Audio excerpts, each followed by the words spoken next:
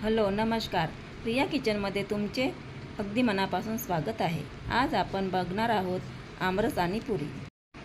आमरस बनवणे अत्यंत सोपी रेसिपी आहे आणि झटपट तयार होते आणि सहजरित्या ती बनवता येते.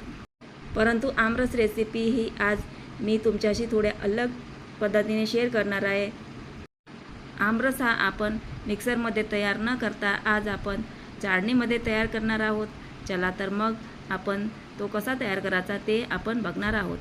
त्यासाठी मी इथे बैंगनफल्ली या जातीचा आंबा घेतला आहे. आंबा हा तुम्ही कोणत्याही जातीचा घेऊ शकता. आंबा घेताना हा शक्यतो पिकलाच घ्यावा, म्हणजे तो नॅचरल पिकलेला असतो आणि पिकलेल्या आंब्याच्या वासावरून आपल्याला आंबा कितपत गोड आहे हे लक्षात येते.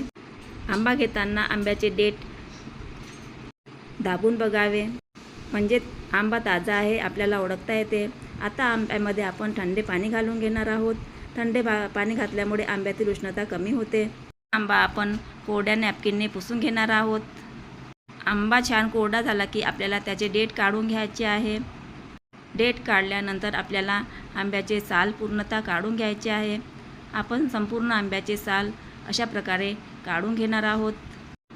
आता आपल्या आंब्याचे संपूर्ण साल काढून झालेले आहे. आता आपण एक बाऊल घेणार आहोत. बाऊलमध्ये चाळणी ठेवून त्यावर आपण आंबा अशा प्रकारे छिलून चाळणीवर आपल्याला आंबा छान अशा प्रकारे मॅश करून घ्यायचा आहे. आता आमरस इथे तयार झालेला आहे. आपण आता यामध्ये साखर घालून घेणार आहोत. मी यामध्ये पिठी साखर घालणार आहे. पिठी साखरेमध्येच मी विलायचीसुद्धा बारीक करून घेतली होती, तीसुद्धा यामध्येच घातली आहे. यावर आपण थोडेसे मीठसुद्धा घालून घेणार आहोत. चिमूटभर मीठ घातल्यामुळे आमरसला टेस्ट छान येतो. आता आपला आमरस इथे तयार झालेला आहे. आपण आता हा थंड होण्यासाठी फ्रीजमध्ये ठेवून देणार आहोत. आता आपण पुरी बनवण्यास सुरुवात करू. त्यासाठी मी इथे 2 वाटी गव्हाचं पीठ घेतलेलं आहे. पीठ हे चालून घेतलेलं आहे. आता आपण पिठामध्ये 2 चम्मच रवा आणि थोडेसे मीठ आणि थोडेसे तेल घालून छान मऊसूत असे मळून घेणार आहोत.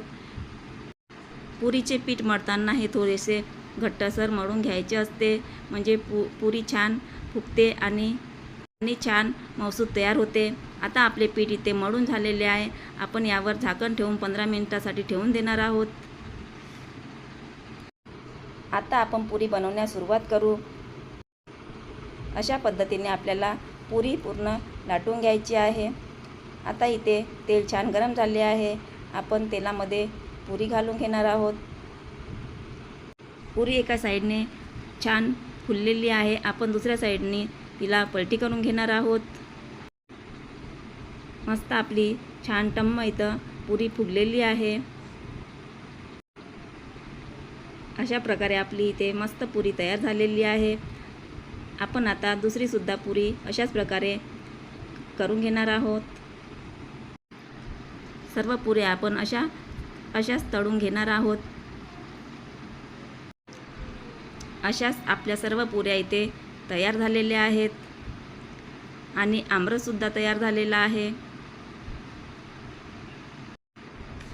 तुम्हाला कशी वाटली आमरस पुरीची रेसिपी कमेंट करून नक्की सांगा. व्हिडिओ आवडल्यास लाईक करा, शेअर करा. व्हिडिओ बघितल्याबद्दल धन्यवाद.